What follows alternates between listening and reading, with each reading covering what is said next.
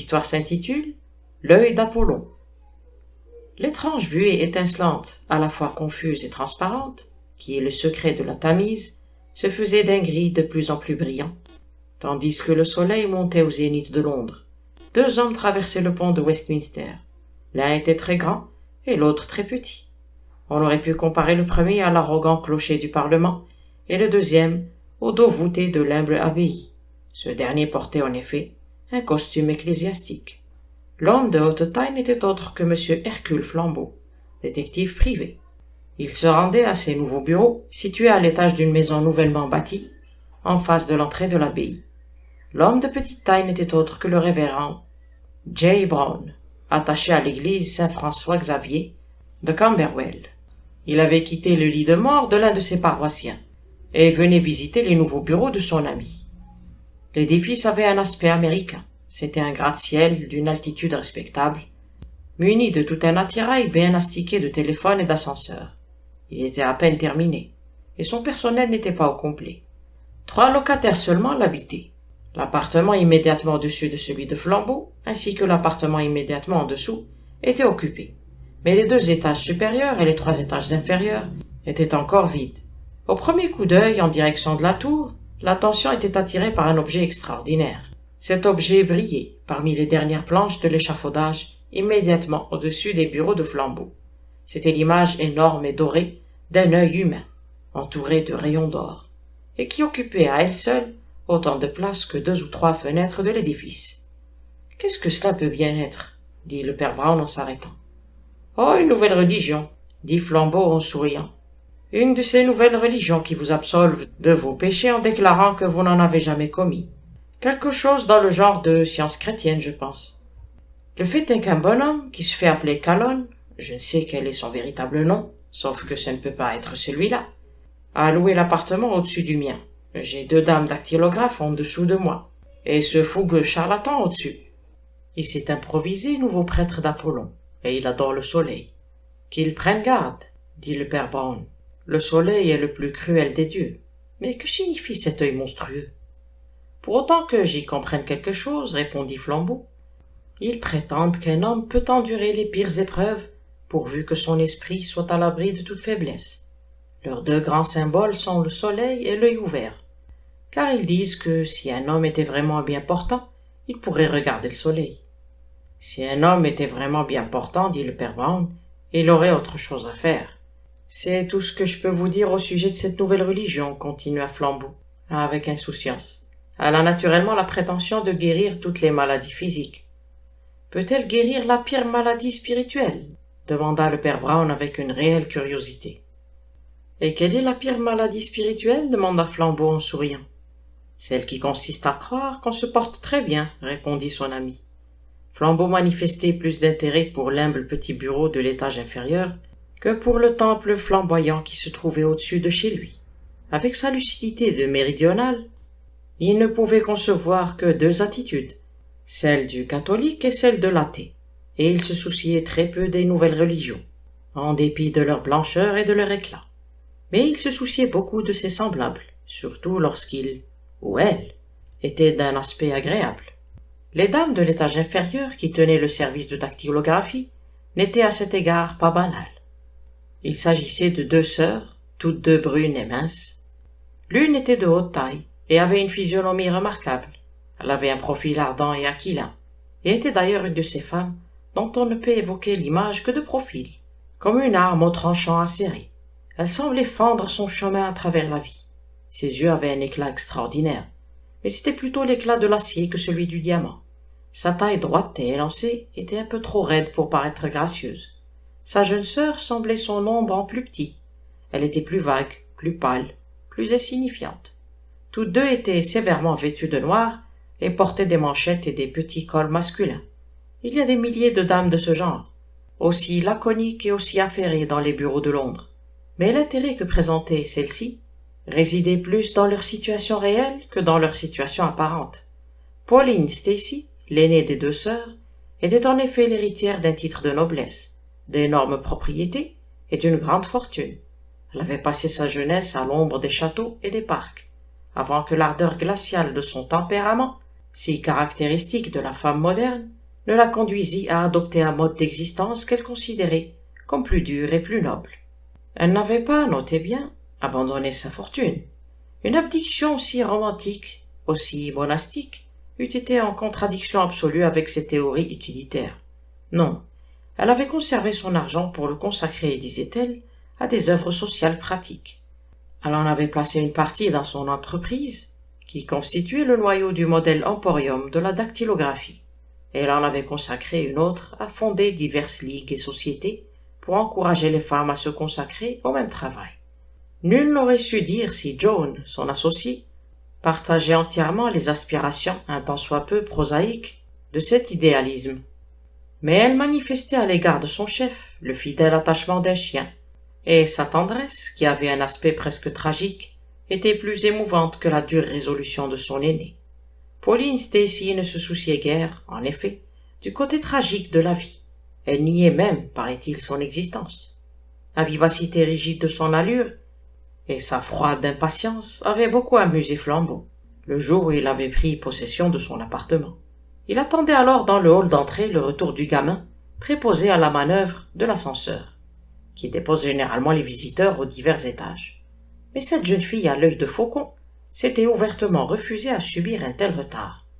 Elle avait affirmé qu'elle pouvait faire marcher l'ascenseur elle-même, et qu'elle ne dépendait, pour cela, ni d'un gamin ni d'un homme. Quoique son appartement ne se trouvât qu'au 3e étage, elle réussit pendant les quelques secondes que dura la montée, à exposer à Flambeau d'un air détaché une grande partie des principes fondamentaux de son existence. En résumé, elle était une ouvrière moderne et aimait l'industrie moderne. Ses yeux noirs brillèrent d'un éclat de colère abstraite lorsqu'elle évoqua ceux qui méprisaient la mécanique et réclamaient le retour à une vie plus romantique. Tout le monde, dit-elle, devrait être capable de manier les machines, tout comme elle pouvait manier l'ascenseur. Elle sembla presque blessée que Flambeau prit la peine d'en ouvrir la porte devant elle, et le détective monta chez lui en songeant, non sans quelques regrets, au caractère agressif de son indépendance. Elle était certes d'un tempérament colérique, brusque et pratique. Les mouvements de ses mains fines et élégantes étaient même parfois violents et destructeurs. Un jour que Flambeau était entré dans son bureau, pour quelque travail de copie, il constata qu'elle avait jeté une paire de lunettes appartenant à sa sœur au milieu de la pièce, et qu'elle l'avait piétinée. Elle s'était abandonnée au courant irrésistible de son éloquence, flétrissant ces misérables subterfuges médicaux et la reconnaissance morbide d'une faiblesse imaginaire qu'impliquait le port de lunettes. Elle mit sa sœur au défi d'apporter dorénavant au bureau un gadget aussi artificiel et aussi malsain. Elle demanda si l'on attendait d'elle qu'elle portât des jambes de bois, de faux cheveux ou des yeux de verre, et tandis qu'elle parlait, ses yeux étincelaient comme un terrible cristal. Flambeau, surpris devant l'explosion d'un tel fanatisme, ne put s'empêcher de demander à Miss Pauline, avec son esprit logique de français, pourquoi une paire de lunettes trahissait plus de faiblesse morbide qu'un ascenseur, et pourquoi, si la science peut nous aider dans un cas, elle ne peut nous aider dans l'autre. C'est si différent, répondit Pauline Stacey avec assurance. Les batteries, les moteurs et toutes les choses du même genre sont la marque de la force de l'homme. Oui, monsieur Flambeau. Et aussi de la force de la femme. Nous aurons notre tour dans l'élaboration de ces vastes machines qui dévorent l'espace et défient le temps. Ce sont des œuvres nobles et splendides. C'est vraiment de la science. Mais ces attelles et ces plâtres que vendent les médecins ne sont que des signes de pleutrerie. Les médecins nous mettent des bras et des jambes artificielles comme si nous étions nés esclaves, perclus et malades. Mais je suis né libre, monsieur Flambeau. Les gens s'imaginent qu'ils ne peuvent se passer de ces choses parce qu'ils ont été élevés dans la peur au lieu de l'avoir été dans la force et le courage, à l'image de ces bonnes stupides qui enseignent aux enfants à ne pas regarder le soleil, lesquels ne peuvent le faire ensuite sans cligner des yeux. Mais pourquoi, parmi les étoiles, en existerait-il une que je ne puisse voir? Le soleil n'est pas mon maître, et j'ouvrirai mes yeux, et je le regarderai à chaque fois qu'il me plaira. Vos yeux, dit Flambeau avec un profond salut, éblouiront le soleil. Il aimait à se montrer galant envers cette sévère beauté, parce que c'était le seul moyen de lui faire perdre un peu de son assurance. Mais en remontant chez lui, il émit un sifflement et dit à part lui. Ainsi elle est tombée dans les pattes de ce sorcier aux yeux d'or, là-haut. car si imparfaites que fussent ses connaissances concernant la nouvelle religion de Kalon, il savait qu'il conseillait à ses adeptes de fixer le soleil. Il s'aperçut bientôt que le lien spirituel entre les étages au-dessus et en dessous de lui devenait de jour en jour plus intime. L'homme qui se faisait appeler Kalon était une merveilleuse créature, digne, au point de vue physique, d'être le pontife d'Apollon. Il était presque aussi grand que Flambeau et beaucoup plus séduisant. Il avait une barbe d'or et des yeux bleus perçants, de longs cheveux rejetés en arrière comme la crinière d'un lion. C'était la bête blonde dont parle Nietzsche, mais cette beauté purement animale était éclairée et adoucie par son intelligence et son raffinement spirituel. Il évoquait l'image d'un grand roi saxon, mais de ceux qui furent aussi des saints, et cela en dépit de l'incongruité de son milieu, du fait qu'il avait un appartement au haut d'une maison de Victoria Street, que son employé, un banal jeune homme portant un col et des manchettes, se tenait dans son antichambre entre son bureau et le corridor, que son nom se trouvait gravé sur une plaque de cuivre devant sa porte, et que le symbole doré de sa foi était suspendu au-dessus de la rue comme une réclame d'oculiste. Toutes ces vulgarités ne pouvaient dépouiller Kalon de l'étrange fascination qui se dégageait de lui. En dépit de tout, lorsqu'on se trouvait en présence de ce charlatan, on se sentait en présence d'un grand homme, même dans le costume de toile qu'il portait dans son bureau en guise de vêtements de travail. Il avait un aspect imposant et formidable. Et lorsqu'il revêtait les draperies blanches et le diadème d'or dans lesquels il saluait chaque jour le soleil, il paraissait si merveilleux que le rire des gens, dans la rue, leur restait parfois au bord des lèvres. 3 fois par jour, en effet, à l'aube, à midi et au crépuscule, ce nouvel adorateur du soleil sortait sur son petit balcon, au vu et au su de tout Westminster, pour débiter quelques litanies à son brillant seigneur. Les 12 coups de midi vibraient encore dans les tours du Parlement et des églises voisines lorsque le père Brown, l'ami de Flambeau, aperçut pour la première fois le prêtre immaculé d'Apollon. Flambeau, qui avait déjà assisté à ses salutations quotidiennes, en l'honneur de Phébus, s'engouffra sous le porche, sans même regarder si son ami le suivait. Mais le père Brown, soit par intérêt professionnel, pour une nouvelle forme de rituel, soit par intérêt personnel pour une nouvelle forme de sottise humaine, il s'arrêta net et leva les yeux vers le balcon de l'adorateur du soleil, comme il aurait pu le faire devant un théâtre de Guignol. Le prophète Kalon était debout, vêtu de ses draperies d'argent, les mains levées, et le son de sa voix étrangement pénétrante, répétant sa litanie solaire parvenant jusqu'en bas, dominant les bruits de la rue. Il était au milieu de sa prière, et son regard restait fixé sur le disque enflammé. Il est peu probable qu'il eût pu voir personne sur cette terre. Il est certain qu'il ne vit pas un petit prêtre au visage rond, qui, perdu dans la foule, le regardait en clignant des yeux. Telle était peut-être la différence la plus frappante, qui distinguait ces deux hommes si profondément divisés. Le père Brown ne pouvait rien regarder sans cligner des yeux, mais le prêtre d'Apollon pouvait fixer l'orbe du soleil, de midi, sans que sa paupière frémît un instant. « Ô soleil !» cria le prophète. « Ô étoile trop auguste pour être admise dans le concert des étoiles ! Ô source qui jaillit paisiblement en ce lieu secret que nous appelons espace! Père brillant de toutes les choses brillantes et vivaces, des flammes blanches, des fleurs blanches, des sommets blancs, Père dont l'innocence ferait honte au plus candide et au plus serein de tes enfants, pureté primitive dans la paix de laquelle... » Un bruit de chute, puis un choc, pareil à l'explosion d'un bâton d'artifice, se firent soudain entendre, percés d'un long cri perçant. 5 hommes se précipitèrent vers la porte de l'immeuble, tandis que 3 autres en sortaient, et pendant un instant, personne ne put se faire entendre. Le sentiment que quelque chose d'horrible venait de se produire remplit la rue de rumeurs alarmantes, d'autant plus alarmantes que personne ne pouvait dire ce que c'était. 2 hommes seulement restèrent immobiles, après cette brusque commotion, le beau prêtre d'Apollon sur son balcon et le laid prêtre du Christ, dans la rue en dessous de lui. Enfin, la haute taille de Flambeau apparut sur le seuil et domina la foule. Hurlant de toutes ses forces, comme une sirène de navire, il cria à tout le monde qu'on aille quérir un médecin. Lorsqu'il rentra dans le hall, encombré par la foule, son ami le père Brown se faufila humblement derrière lui, et même alors qu'il se baissait pour se frayer un passage, il pouvait encore entendre la superbe cadence de la voix du prêtre solaire, qui continuait à invoquer le Dieu bienheureux, protecteur des sources et des fleurs.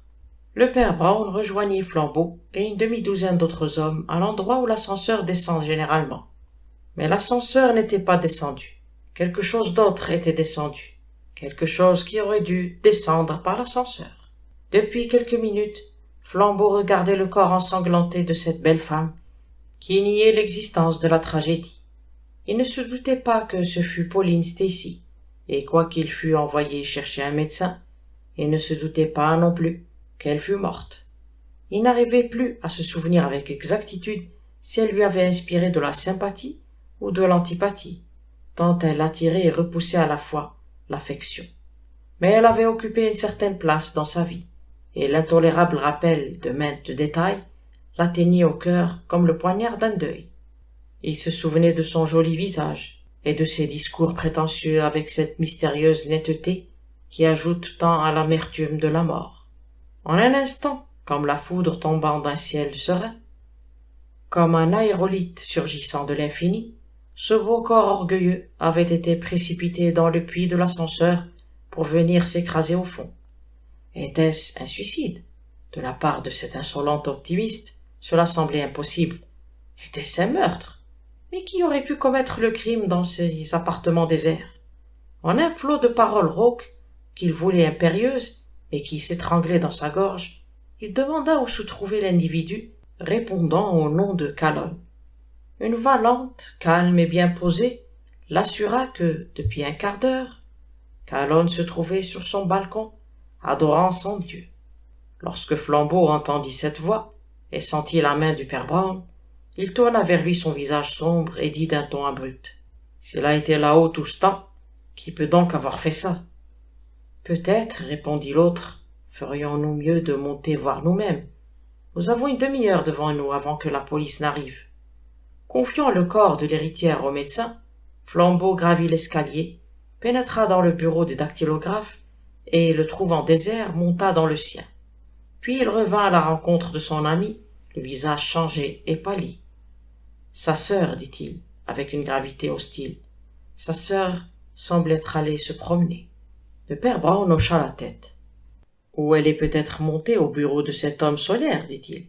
À votre place, j'irai vérifier ce point. Puis nous causerons de tout cela dans votre bureau. »« Non, ajouta-t-il brusquement, comme s'il se souvenait de quelque chose. Décidément, je suis stupide. Dans leur bureau, en bas naturellement. » Flambeau, surpris, suivit néanmoins le conseil du petit prêtre. Ce dernier descendit dans l'appartement désert des Stacy, où il s'installa sur une chaise de cuir rouge à l'entrée, d'où il pouvait voir les paliers et l'escalier. Là, il attendit, mais il n'attendit pas longtemps. Quelques minutes après, 3 personnes descendirent l'escalier. La première était Joan Stacy, la sœur de la défunte. À l'évidence, elle se trouvait là-haut, dans le temple provisoire d'Apollon. La deuxième était le prêtre d'Apollon lui-même, qui, sa litanie achevée, apparaissait dans toute sa splendeur, balayant de sa robe les escaliers déserts. Dans ses draperies blanches, avec sa barbe et ses yeux divisés au milieu par une raie, il avait quelque chose du Christ de doré. Quittant le prétoire, la troisième personne était Flambeau, le front soucieux et l'air perplexe. Miss Joan Stacy, les traits tirés et la chevelure déjà parsemée de gris, marcha droit à son bureau et rassembla vivement ses papiers en les tapant légèrement sur la table. Cette action si simple rendit à chacun le sens de la réalité. Si Miss Joan Stacy était coupable, elle n'avait pas perdu son sang-froid. Le père Brown la fixa un certain temps avec un sourire bizarre. Puis, sans détourner les yeux, il s'adressa à Calonne. « Prophète, dit-il, je serais heureux si vous vouliez me renseigner sur votre religion. »« Je serais heureux de le faire, répondit Calonne en inclinant sa tête couronnée. Mais je ne suis pas certain de vous comprendre. »« Voici pourquoi, dit le père Brown, avec une franchise hésitante. On nous enseigne que si un homme possède de mauvais principes, il doit en être en partie responsable. Mais malgré cela, il faut distinguer entre l'individu qui offense volontairement la pureté de sa conscience et l'individu dont la conscience est réellement obscurcie par ses sophismes. Pensez-vous, par exemple, qu'il y ait quelque chose de mal à commettre un meurtre? Est-ce un réquisitoire? Demanda Calonne avec le plus grand calme. Non, répondit Brown. avec la même amabilité. C'est un plaidoyer. Dans le silence solennel qui suivit ces paroles, le prophète d'Apollon se leva. Et ce fut vraiment comme si le soleil lui-même se levait. Il remplissait à ce point la pièce de sa lumière et de sa vie, que l'on sentait qu'il aurait pu aussi bien en remplir la plaine de Salisbury. Sa figure drapée semblait décorer la pièce entière de draperies classiques, et ses gestes épiques ouvrirent au travers des murs de grandioses perspectives, si bien que la silhouette sombre de l'ecclésiastique moderne apparaissait à ses côtés comme une erreur, une incongruité, une tache noire et ronde, souillant la splendeur de l'Hélade. « Nous nous rencontrons enfin, Caïphe, dit le prophète. Votre église et la mienne sont les seules réalités de ce monde. J'adore le soleil, et vous l'ombre qui le voile. Vous êtes le prêtre du Dieu mourant, et moi du Dieu vivant. Vos soupçons et vos calomnies sont bien dignes de votre habit et de votre foi. Toute votre église n'est qu'une police ténébreuse. Vous n'êtes que des espions et des détectives cherchant par la trahison et la torture à arracher aux hommes la confession de leurs fautes. Vous voulez convaincre l'humanité de ses crimes, je veux la convaincre de son innocence. Vous voulez la convaincre de ses péchés, je veux la convaincre de ses vertus. Prêcheur de l'évangile du mal, encore un mot avant que je fasse à jamais voler en éclats vos délirantes calomnies.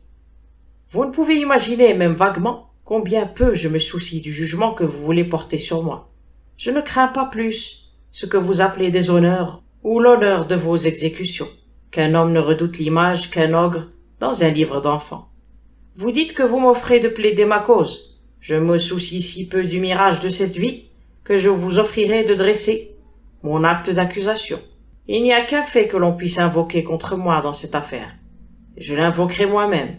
La femme qui vient de mourir était mon amie et ma fiancée. Non pas selon les rites que vos petites chapelles appellent légitimes, mais selon une loi plus pure et plus sévère que vous ne comprendrez jamais. Elle et moi vivions dans un monde différent du vôtre. Nous foulions du pied des palais de cristal, tandis que vous rampiez à travers des couloirs et des tunnels de briques. Je sais bien que les policiers, théologiens ou laïcs s'imaginent toujours que là où l'amour a passé, la haine doit être proche. Voilà, vous tenez donc le premier argument de votre acte d'accusation. Mais le deuxième argument a plus de valeur encore. Je vous le livre pour ce qu'il vaut. Non seulement il est vrai que Pauline m'aimait, mais il est aussi vrai que, ce matin même, quelques instants avant sa mort, elle écrivit à cette table un testament par lequel elle me léguait, au titre de représentant de ma nouvelle église, une somme de 10 millions. Allons, où sont les menottes? Croyez-vous que je m'inquiète de ce que vous ferez de moi? Si l'on me met en prison, ce sera comme si je l'attendais dans une gare. Si l'on me suspend au gibet, ce sera comme si j'allais vers elle dans un chariot. Il parlait avec l'autorité troublante d'un orateur, et Flambeau et John Stacy le contemplaient avec stupeur et admiration. Le visage du père Brown ne semblait exprimer qu'un extrême chagrin. Il restait les yeux fixés sur le sol, une ride de souffrance au milieu du front. Le prophète du soleil s'appuya avec aisance contre la cheminée et reprit. « Je viens de vous exposer en quelques mots tout le réquisitoire que l'on pourrait dresser contre moi, et le seul réquisitoire possible. En moins de mots encore, je soufflerai sur ce château de cartes, de manière à en disperser jusqu'au dernier souvenir, si l'on me demande si j'ai commis le crime. Je ne peux répondre que par cette seule phrase. Je n'aurais pas pu le commettre. Pauline est tombée de cet étage à 12h05. Une centaine de personnes peuvent témoigner que je me trouvais sur le balcon de mon appartement, depuis le moment où midi commença de sonner jusqu'à 12h15. C'est l'heure que je choisis régulièrement pour mes prières. Mon employé, un respectable jeune homme de Clapham, qui n'a d'autre lien avec moi que des rapports d'affaires, pourra jurer qu'il est resté dans l'antichambre de mon bureau toute la matinée et qu'il n'a constaté aucune communication suspecte. Il jurera que je suis entré chez moi au moins 10 minutes avant l'heure, soit 15 minutes avant que l'on ait eu le moindre soupçon de l'accident, et que je n'ai pas quitté le balcon de mon bureau pendant tout ce temps. Personne ne posséda jamais un parfait alibi. Je peux invoquer au besoin le témoignage de la moitié de Westminster. Je crois que vous feriez bien de remporter vos menottes, la cause est entendue. Mais afin que ne subsiste aucun vent de cet imbécile soupçon, je vous dirai la vérité que vous voulez connaître. Je crois savoir comment ma malheureuse amie a péri. Vous pouvez, si vous le voulez, me blâmer pour cela, ou critiquer ma foi et ma philosophie, et vous ne pouvez pas me condamner. C'est un fait bien connu de tous ceux qui étudient les vérités sublimes, que certains adeptes ou illuminati ont acquis la faculté de lévitation, c'est-à-dire qu'ils peuvent rester suspendus dans le vide. Ce n'est là qu'un aspect de cette domination exercée sur la matière qui est l'élément le plus important de notre sagesse occulte. Cette pauvre Pauline était douée d'un tempérament impulsif et ambitieux. Je pense, pour parler franc, qu'elle se croyait plus avancée dans la connaissance de ces mystères qu'elle ne l'était en réalité. Elle m'a souvent dit, tandis que nous descendions ensemble par l'ascenseur, que si notre volonté était assez forte, nous pourrions nous laisser tomber sur le sol avec la légèreté d'une plume. Je suis solennellement convaincu que, dans un moment d'extase, elle tenta d'accomplir ce miracle. Sa volonté ou sa foi ont dû lui manquer au moment critique, et la loi inférieure de la matière s'est cruellement vengée sur elle.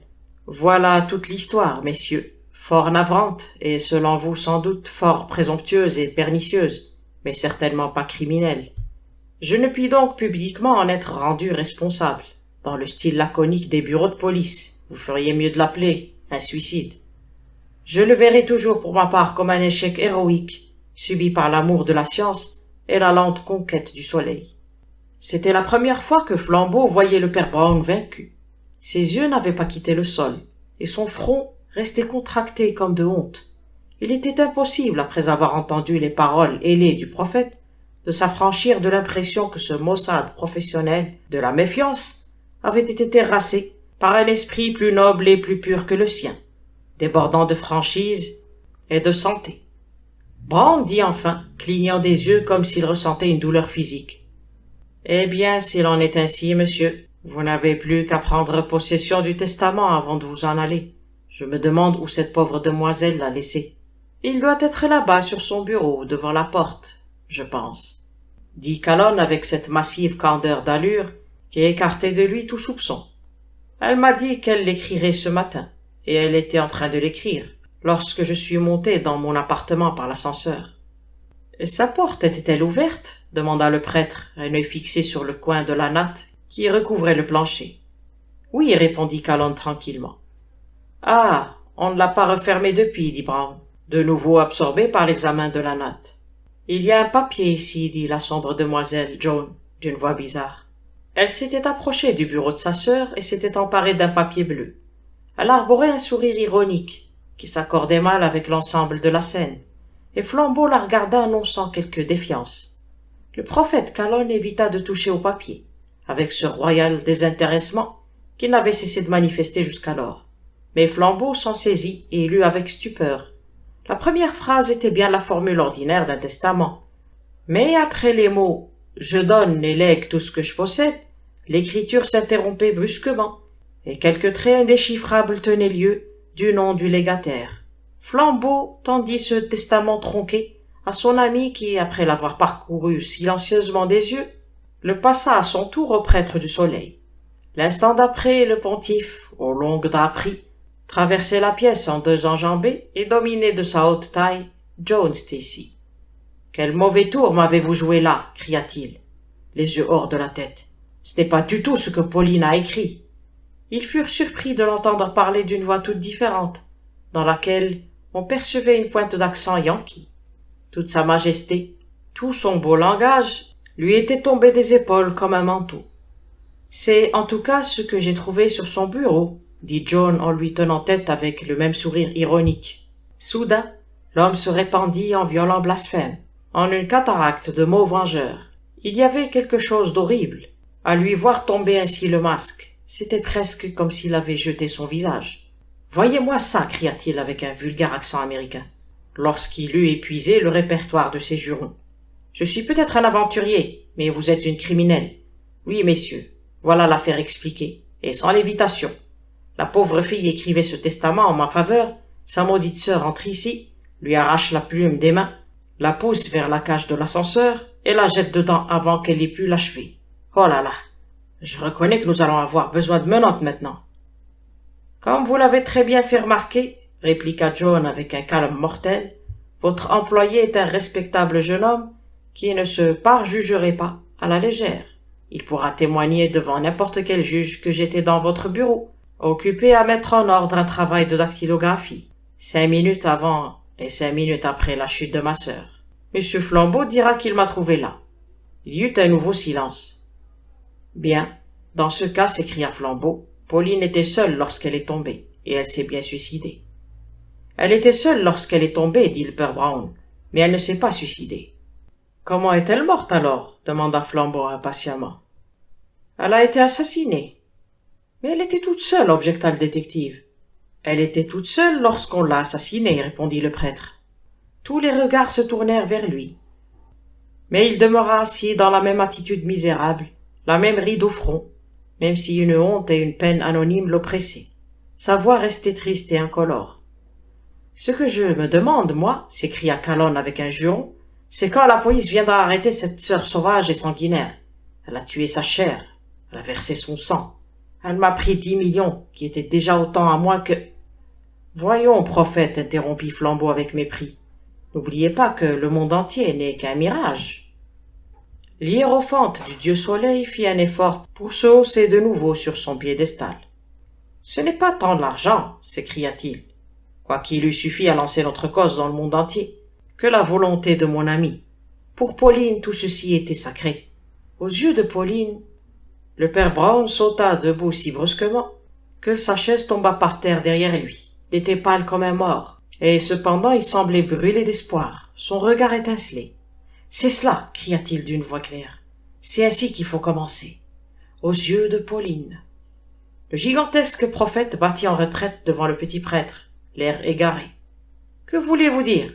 Comment osez-vous » répéta-t-il. « Aux yeux de Pauline, reprit le prêtre, le regard de plus en plus brillant. Continuez, pour l'amour de Dieu, continuez. Les crimes les plus vils qu'inspira jamais l'enfer sont allégés lorsqu'on les confesse. Je vous adjure de vous confesser. Continuez, continuez. Aux yeux de Pauline... Laissez-moi, démon, tonna Calonne, luttant contre un géant garrotté.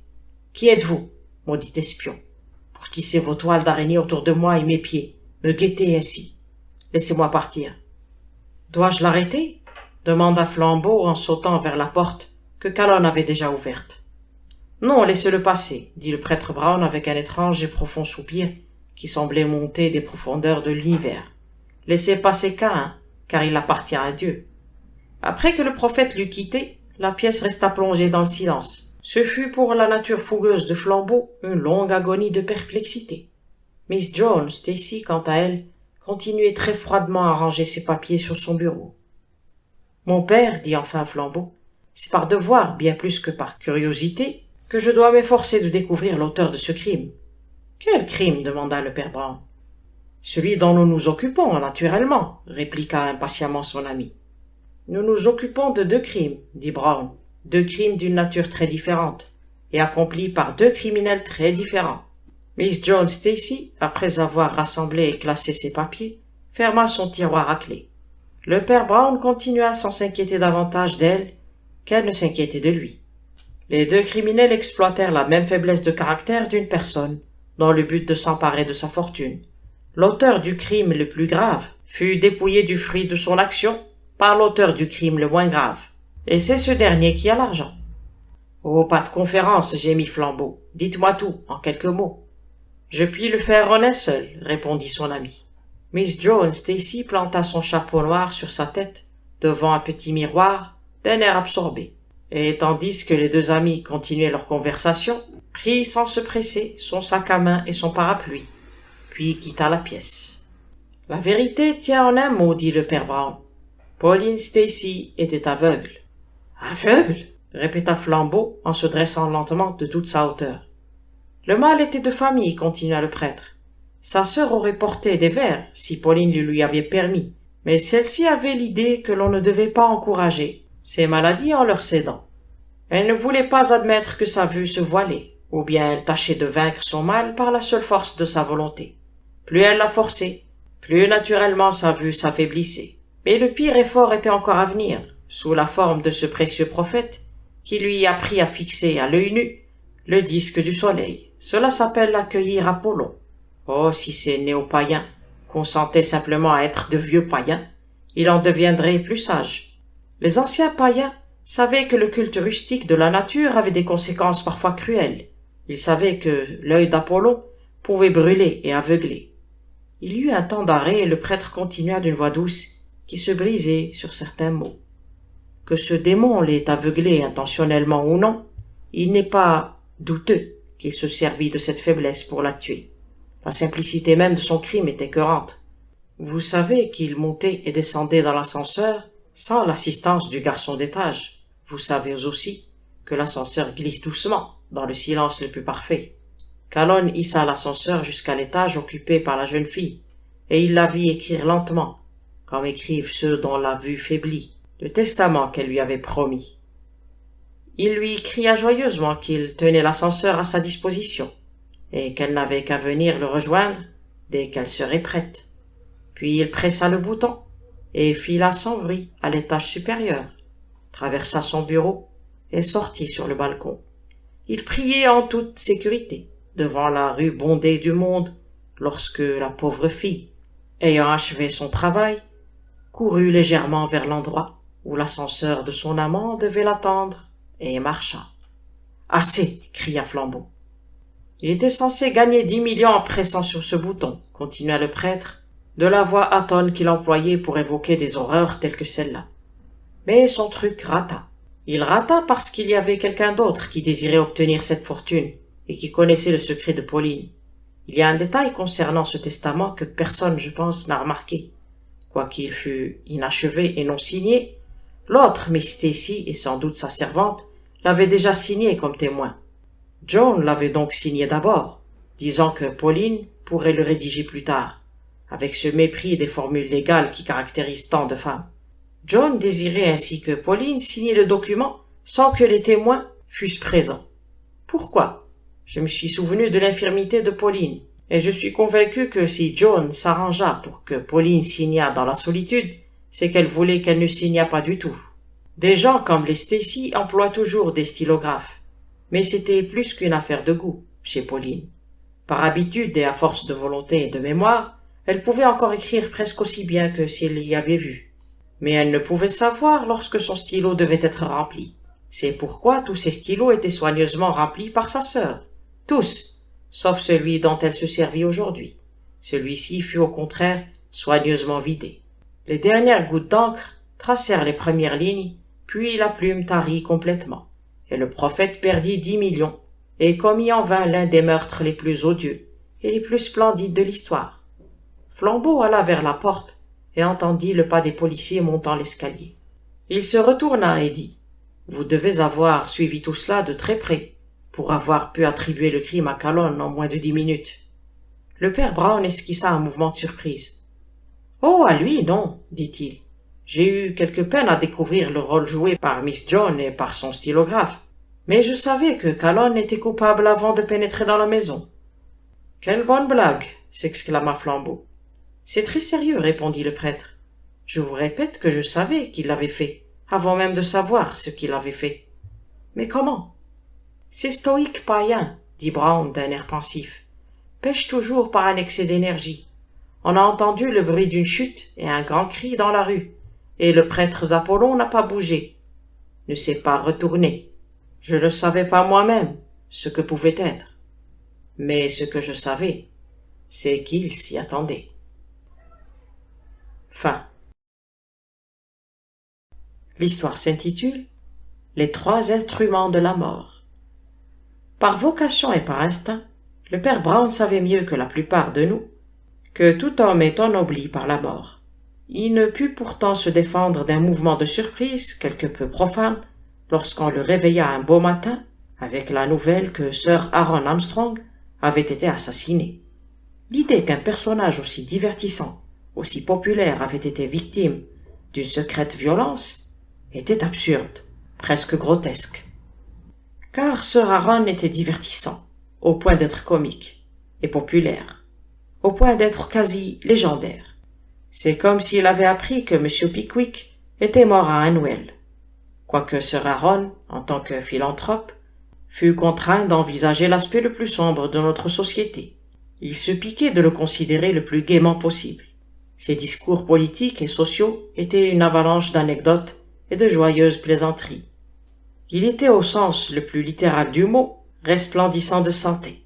Sa philosophie était exclusivement optimiste, et lorsqu'il traitait la question de l'alcoolisme, son sujet favori, Il le faisait avec cette gaieté inépuisable et presque monotone qui caractérise si souvent le riche abstinent.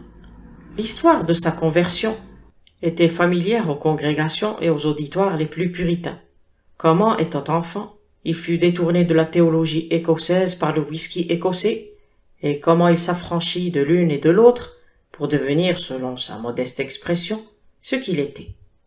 Lorsqu'on le voyait apparaître, aux innombrables banquets et congrès qui l'honoraient de sa présence, sa longue barbe blanche, sa figure poupine et ses lunettes brillantes, on avait quelque peine à croire qu'il eût jamais été assez morbide pour sombrer dans l'alcoolisme ou le calvinisme.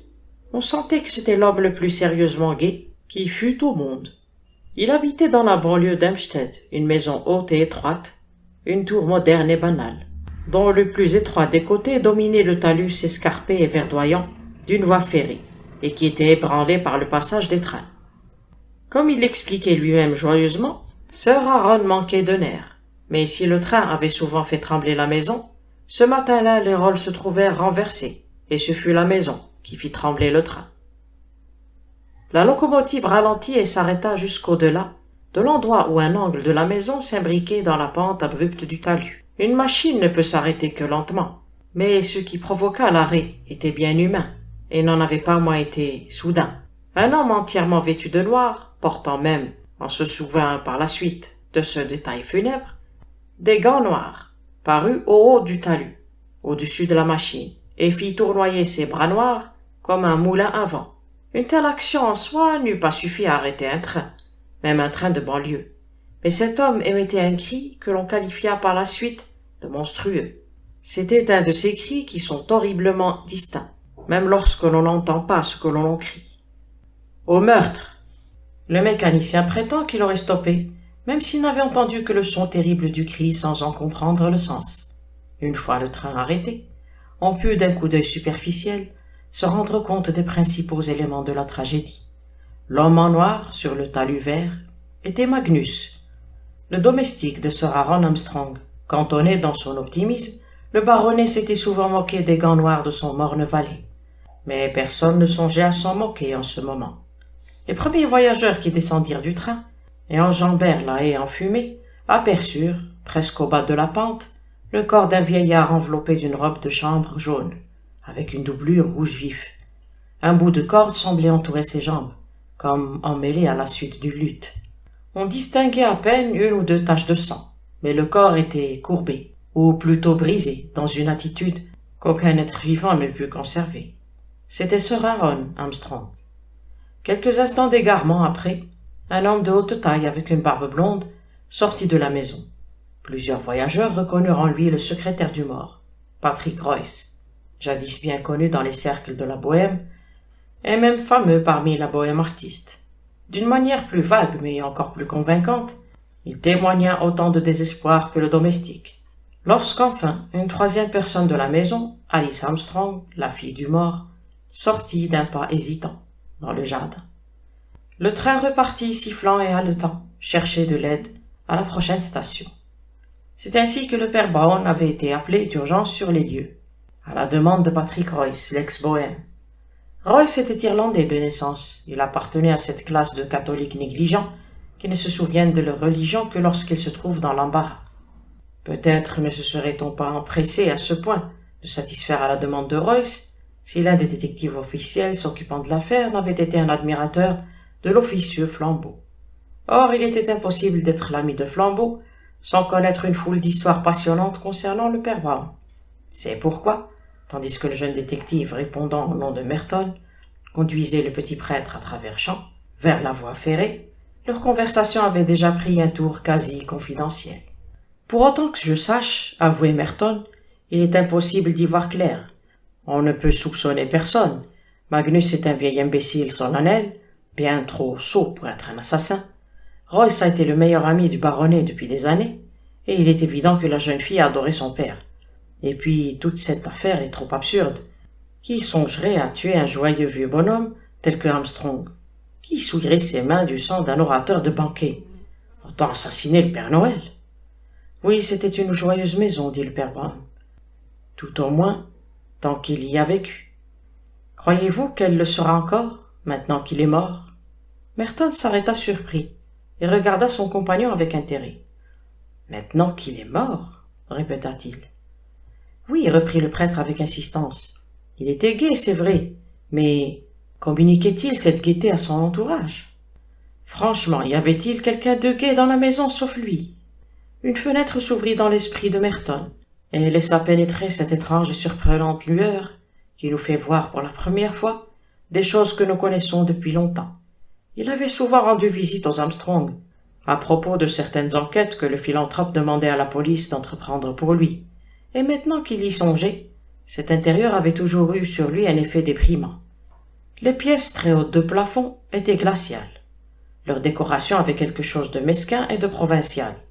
Les corridors où s'engouffrait le vent étaient éclairés par des globes électriques, plus pâles qu'un clair de lune, et quoique la face empourprée du vieillard et sa barbe d'argent brillassent comme un feu de joie, dans chaque recoin de l'habitation, elle ne laissait aucune chaleur derrière elle.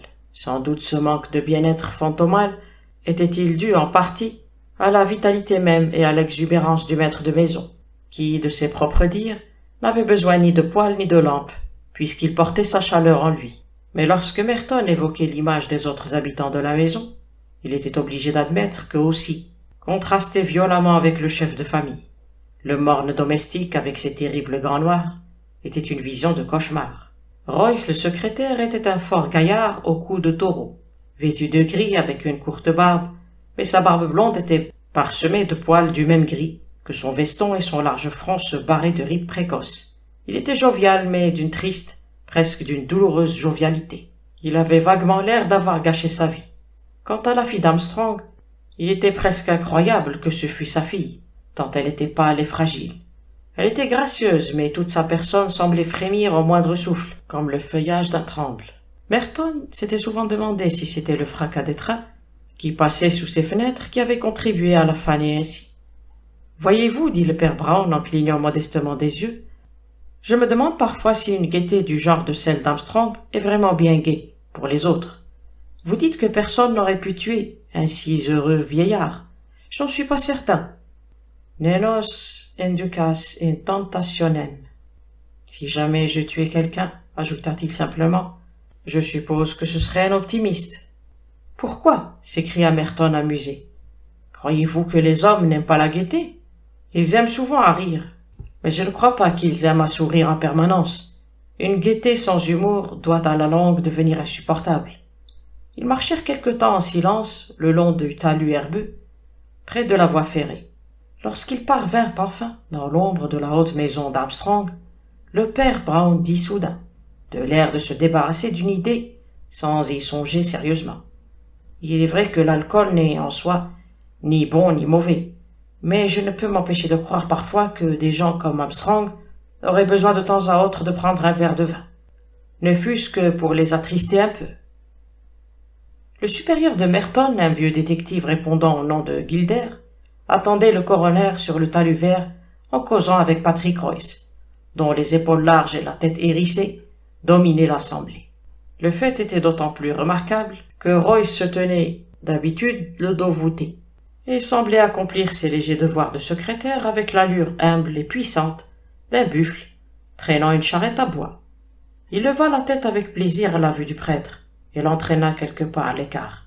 Entre-temps, Merton abordait le vieux secrétaire avec respect, mais non sans témoigner une certaine impatience. « Eh bien, monsieur Gilder, avez-vous éclairci davantage le mystère ?»« Il n'y a pas de mystère, répondit Gilder, en suivant d'un œil rêveur un vol de corneille. « Il y en a un pour moi, en tout cas, dit Merton en souriant. »« C'est tout simple, mon garçon, observa l'autre en caressant sa barbe grise taillée en pointe. 3 minutes après que vous êtes parti chercher le prêtre de M. Royce, toute l'affaire s'est éclaircie. Vous vous souvenez de ce domestique, au teint mal cuit et aux gants noirs qui a arrêté le train. Je le reconnaîtrais n'importe où.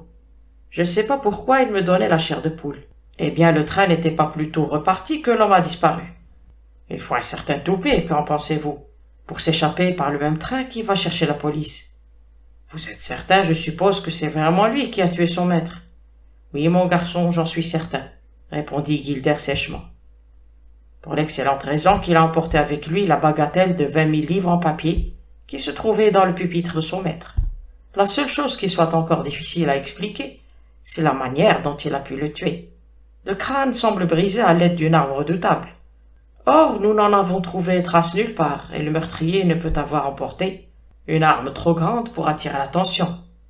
Peut-être l'arme était-elle justement trop grande pour attirer l'attention, dit le prêtre avec un rire étouffé. Gilder se retourna en entendant cette observation extraordinaire, et demanda sévèrement à Brown ce qu'il voulait dire. C'est une sotte manière de s'exprimer, j'en conviens, dit le père Brown en s'excusant.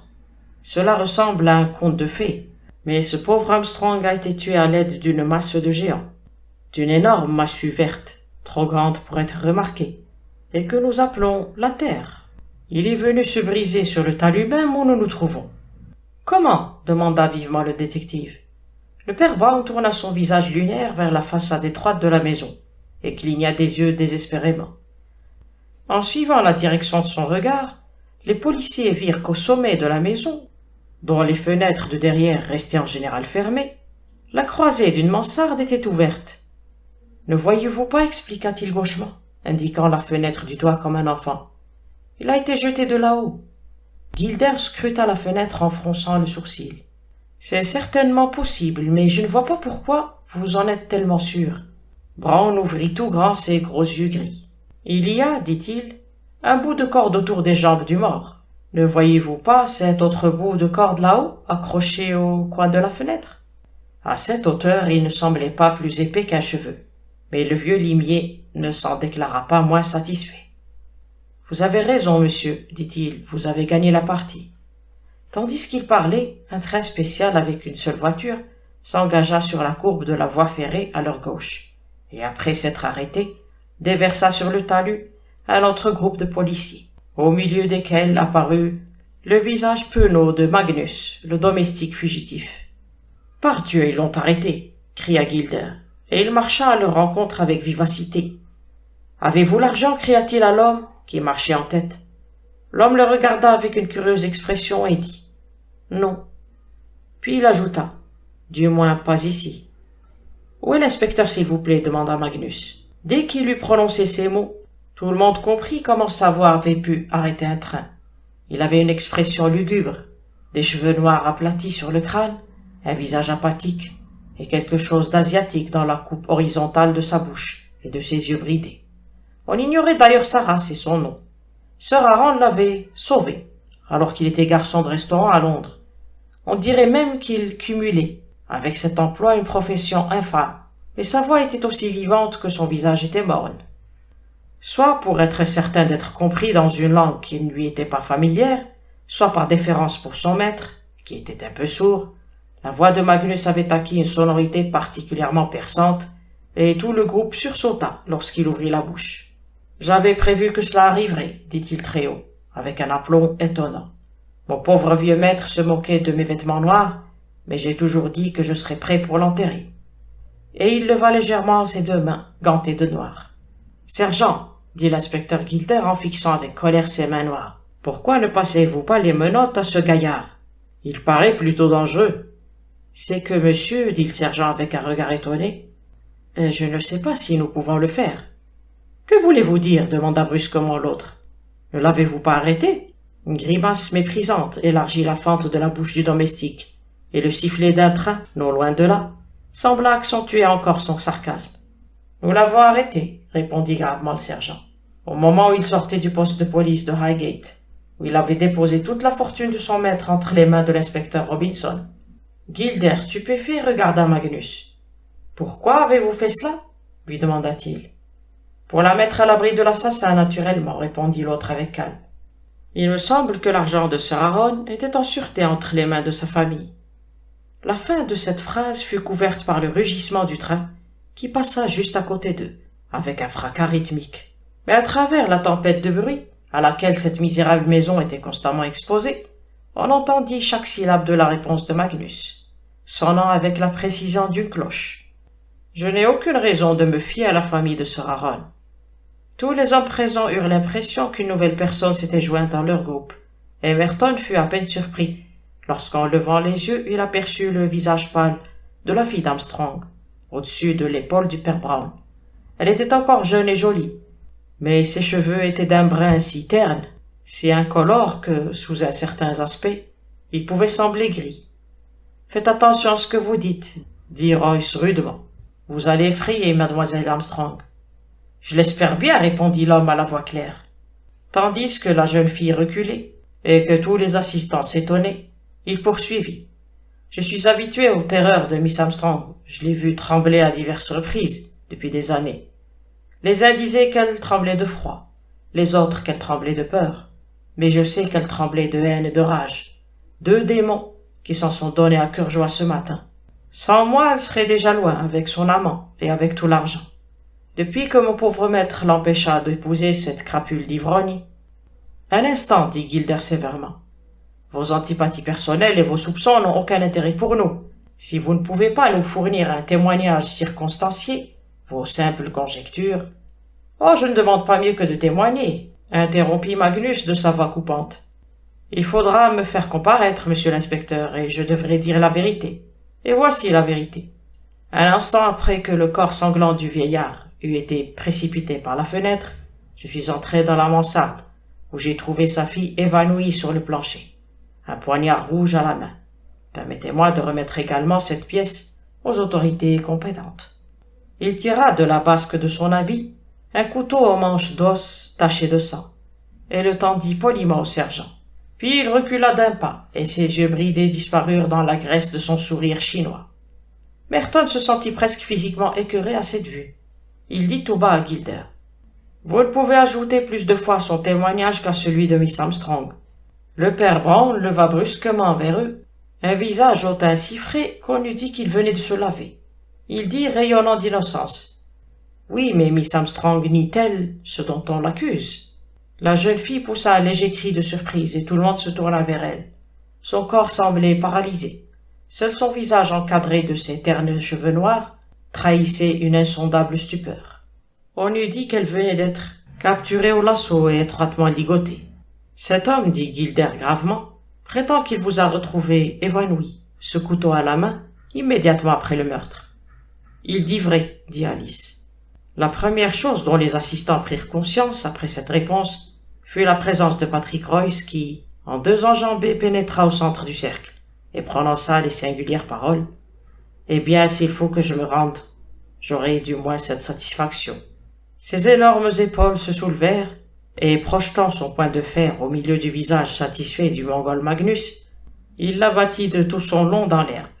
2 ou 3 policiers s'emparèrent immédiatement de Royce, mais les autres assistants eurent l'impression que l'univers devenait fou et que le monde s'était transformé en une absurde mascarade.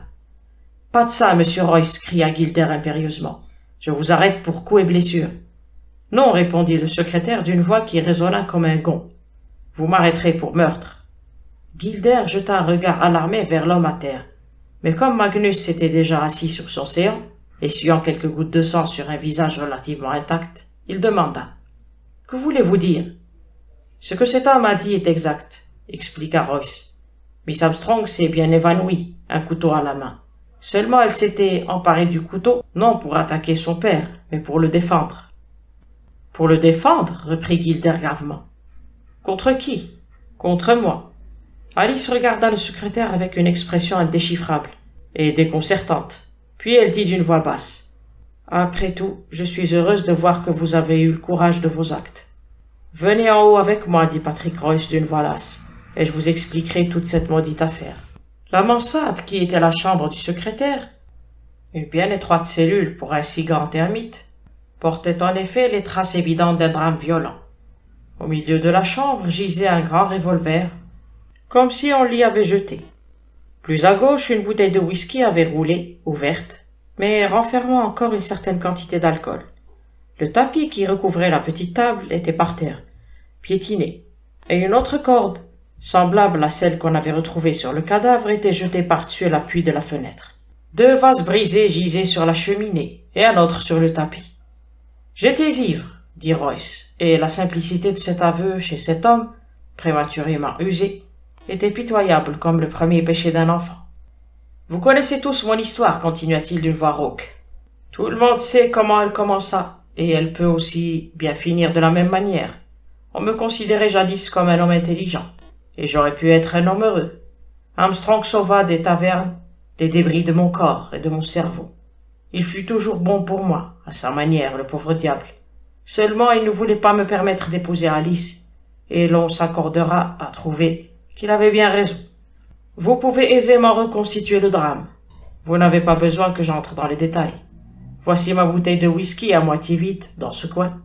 Voici mon revolver vide de balles sur ce tapis. C'est la corde de ma malle que vous avez trouvée sur le cadavre. Et c'est de ma fenêtre que le corps tomba. Il n'est pas nécessaire d'avoir recours à des détectives pour mettre à jour une tragédie d'une simplicité aussi élémentaire. Je me rends. Prenez-moi et par Dieu cela doit suffire. Sur un signe imperceptible de leur chef, les policiers entourèrent Royce et se préparèrent à l'emmener.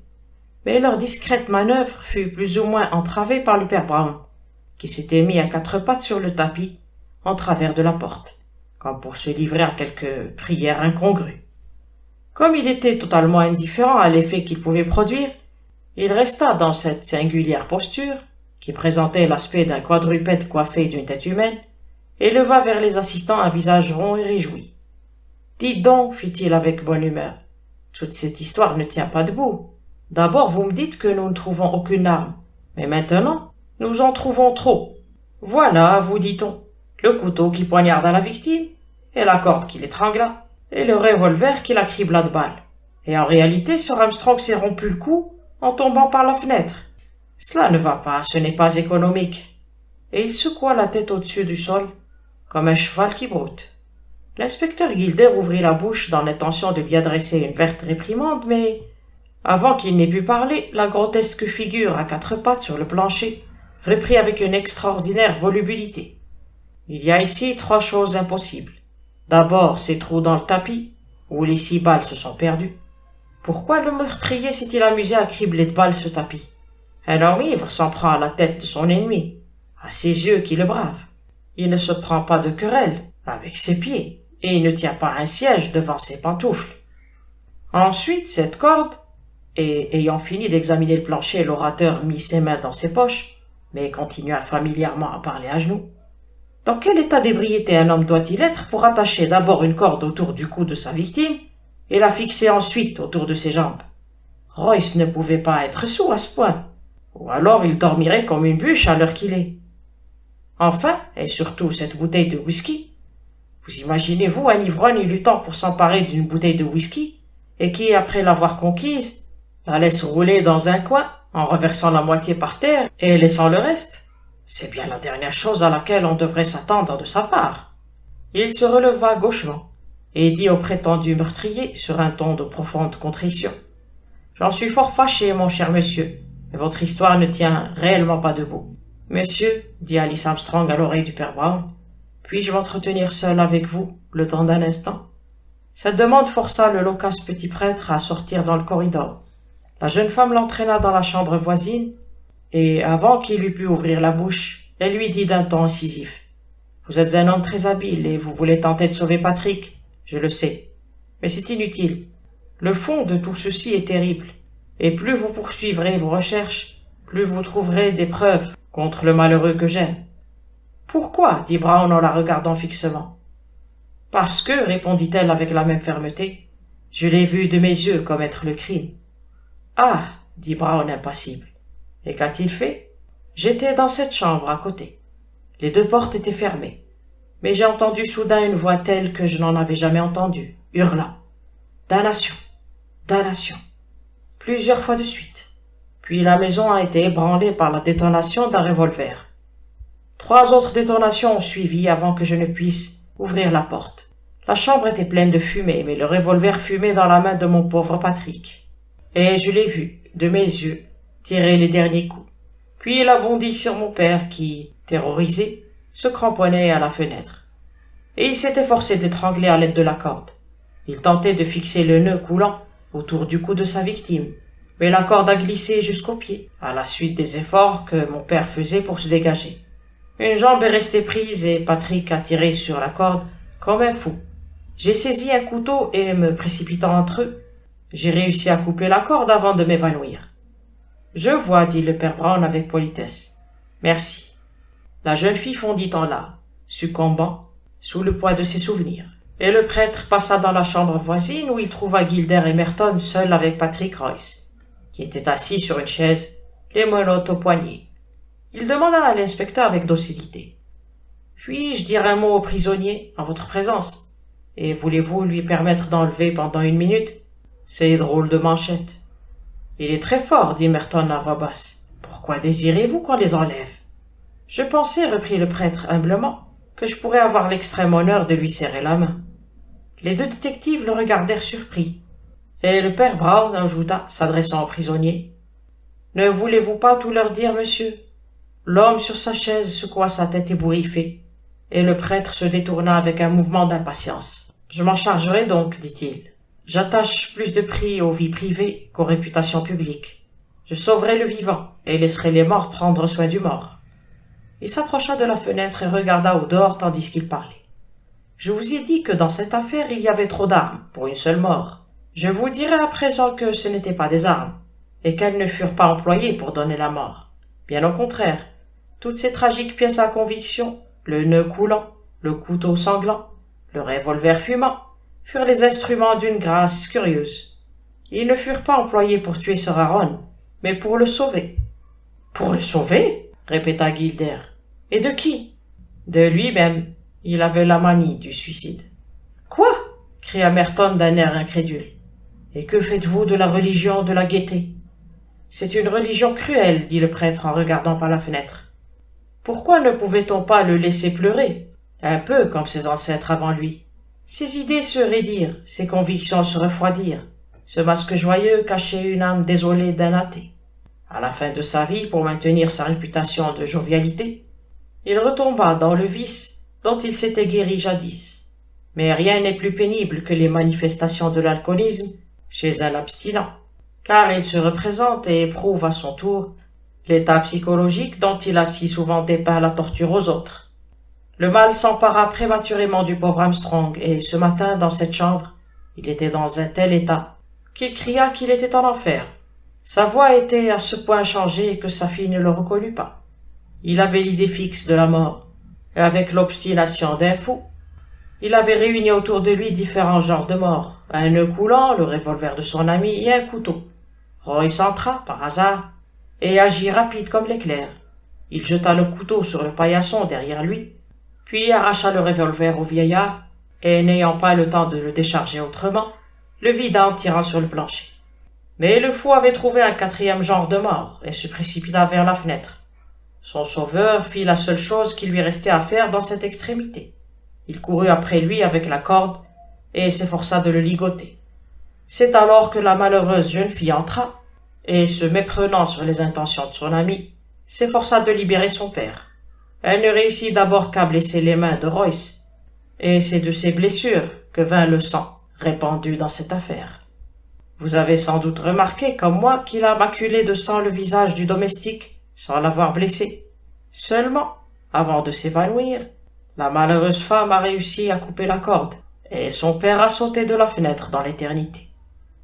Un long silence suivit ces paroles, à peine interrompu par le son métallique des menottes que Gilder enlevait des mains de Patrick Royce en disant « À votre place, monsieur, j'aurais tout avoué.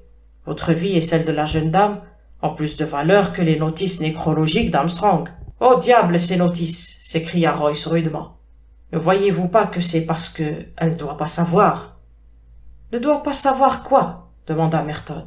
« Qu'elle a tué son père, idiot !» hurla le secrétaire. « Il serait encore vivant sans elle. Si elle prend cela, elle peut en mourir. »« Non, je ne le crois pas, » répliqua le père Brown en ramassant son chapeau. « Je crois que vous feriez mieux de le lui dire. Les plus fatales erreurs n'empoisonnent pas la vie comme le péché. En tout cas, je pense que vous pouvez être tous les deux plus heureux maintenant. Adieu, je suis attendu à l'école des sourds-muets. » En sortant, il rencontra sur la pelouse balayée par le vent un ami de Highgate qui l'arrêta pour lui dire « Le coroner vient d'arriver. L'enquête va justement commencer. »« Je dois retourner à l'école des sourds-muets, » répondit le père Brown. « Je regrette, je ne pourrai pas assister à l'enquête. » Fin. L'histoire s'intitule « La perruque pourpre ». Monsieur Edward Nutt, le dynamique patron du Daily Reformer, décachetait des lettres et corrigeait des épreuves en écoutant les bruits joyeux d'une machine à écrire sur laquelle pianotait une énergique jeune fille. C'était un homme de belle prestance, un peu fort, en manche de chemise, au mouvement efficace, à la bouche ferme et au ton sans réplique, que contredisait le regard effaré et même rêveur de ses yeux bleus et ronds, un peu comme des yeux de bébé. Pourtant, cette expression n'était pas complètement trompeuse. On pouvait dire que le sentiment le plus fréquent chez lui, comme chez bon nombre de rédacteurs en chef, était une peur continuelle. La peur d'être poursuivi pour diffamation, la peur de perdre des annonceurs, la peur des fautes d'impression, la peur de se faire mettre à la porte. Sa vie était une série de compromis éperdus entre le propriétaire du journal, qui était aussi son propriétaire tout court, un fabricant de savon sénile, au cerveau entièrement occupé, par 3 erreurs inextricables, et ses collaborateurs dont certains étaient pleins de talent, d'expérience et, circonstance aggravante, d'un enthousiasme sincère pour les pages politiques du journal. Un de ses collaborateurs lui avait justement envoyé une lettre qui était sur son bureau, devant lui, et le directeur, tellement expéditif d'ordinaire, semblait hésiter à l'ouvrir. À la place, il prit une colonne de texte composé, la parcourut de son œil bleu, remplaça au crayon bleu l'adjectif adultère par inapproprié et le mot juif par étranger. Après quoi il sonna et envoya l'épreuve corrigée dans les étages supérieurs. Ensuite, la mine songeuse, il ouvrit la lettre de son meilleur collaborateur. Elle portait le cachet du Devonshire et était rédigée comme suit. Chère Note, comme vous vous intéressez aux histoires de fantômes et autres fantasmagories, que diriez-vous d'un article sur l'étrange affaire des Ayers d'Exmoor, ou de l'oreille du diable des Ayers, comme disent les vieilles femmes de la région? Vous savez que le chef de famille est le duc d'Exmoor, et c'est l'un des derniers vrais aristocrates purs et durs, un vieux despote têtu du genre qui nous intéresse habituellement. Je pense être sur une histoire qui fera du bruit. Je ne crois évidemment pas à un mot de la vieille légende qu'on racontait sur Jack Ier. Quant à vous, vous ne croyez en rien, pas même au journalisme. Cette légende, vous vous en souvenez probablement, tournait autour de l'une des plus ténébreuses affaires de l'histoire d'Angleterre, l'empoisonnement d'Overbury par cette vieille sorcière de Frances Howard, et le pardon que le roi, terrorisé par on sait quoi de mystérieux, accorda aux assassins. On a toujours dit qu'il y avait de la sorcellerie là-dessous. Un domestique écoutant à la porte aurait surpris une conversation secrète entre le roi et Carr, son favori. Et la vérité était si terrible que l'oreille qu'il avait collée à la serrure avait magiquement grandi, atteignant une taille monstrueuse. Il fallut le couvrir d'or, le doter de terre et faire de lui l'ancêtre de toute une lignée de ducs. Mais la fameuse oreille pointue s'est transmise dans la famille. Bien, vous ne croyez pas à la magie noire, et quand bien même vous y croiriez, vous ne pourriez pas en faire état dans vos feuilles. Si un miracle survenait dans votre bureau, vous devriez le taire, avec tous ces évêques agnostiques qu'il y a maintenant. Mais là n'est pas la question. Le fait est qu'il y a réellement quelque chose de bizarre chez Exmoor et sa famille. Quelque chose de tout à fait naturel. J'ose le dire. Et malgré tout, tout à fait anormal. Et je ne puis m'empêcher de penser que l'oreille joue un rôle dans l'affaire. Est-ce un symbole, une illusion, une maladie ou autre chose? Je ne sais pas. Quoi qu'il en soit, la légende veut que, juste après Jack Ier, les nobles aient commencé à se laisser pousser les cheveux pour dissimuler l'oreille du premier lord d'Exmoor. Cela est sans doute aussi pure fable. Si je vous raconte tout cela, c'est parce qu'à mon avis, nous sommes dans l'erreur en chicanant les aristocrates sur leur champagne et leurs diamants. Presque tout le monde admire la belle vie des nobles, mais je crois que c'est trop accordé à l'aristocratie en supposant qu'elle fait le bonheur des aristocrates eux-mêmes. Je suggère que nous fassions une série d'articles décrivant l'odeur et l'atmosphère délétère, inhumaine et même carrément diabolique de certaines de ces grandes maisons. On pourrait en fournir quantité d'exemples, mais je ne vois pas de meilleure façon de commencer que l'oreille des Ayers. Je devrais être en mesure de vous livrer certaines révélations à ce sujet vers la fin de la semaine. Bien à vous, Francis Finn. Monsieur Nutt réfléchit un moment en contemplant sa chaussure gauche, puis d'une voix forte et monocorde, faisant sonner toutes les syllabes sur le même ton, il appela. « Miss Barlow, veuillez, je vous prie, prendre une lettre pour Monsieur Finn. »« Mon cher Monsieur Finn, voilà qui paraît très bien. Faites en sorte que la copie nous parvienne par la 2e distribution de samedi. Votre I. Nutt. » Il articula cette missive élaborée comme s'il s'était agi d'un seul mot, et Miss Barlow le tapa de même. Après quoi il prit un autre article, son crayon bleu, et remplaça le mot surnaturel par le mot merveilleux, et l'expression tirée sur par maté. C'est avec ce genre d'occupation, heureuse et saine, que M. Nutt passa le temps, jusqu'au samedi suivant, qui le trouva au même bureau, dictant à la même dactylo et corrigeant avec le même crayon bleu la première partie des révélations de M. Flynn. Cela commençait par une bonne diatribe contre les princes et leurs terribles secrets, et la désolation des milieux aristocratiques.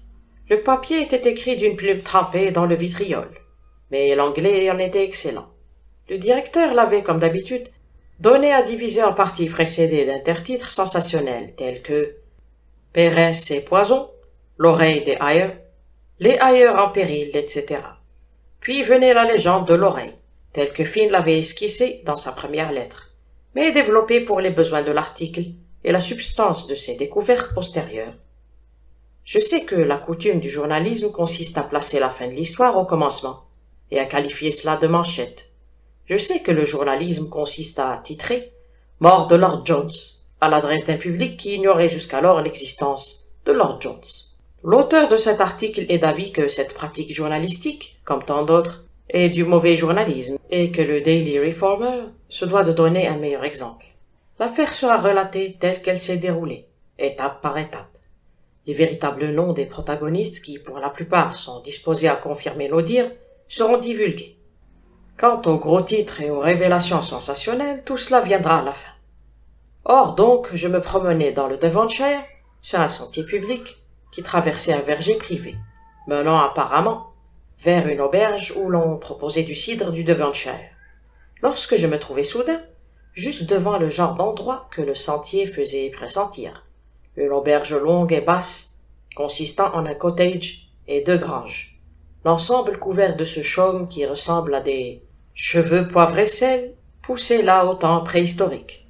Au-dessus de la porte pendait une pancarte à l'enseigne du dragon bleu, sous laquelle se trouvait une de ces longues tables rustiques, comme on pouvait en voir devant la plupart des auberges anglaises, jusqu'à ce que les buveurs d'eau et les brasseurs abolissent la liberté. À cette table étaient assis 3 gentlemen qu'on aurait cru échapper du siècle précédent.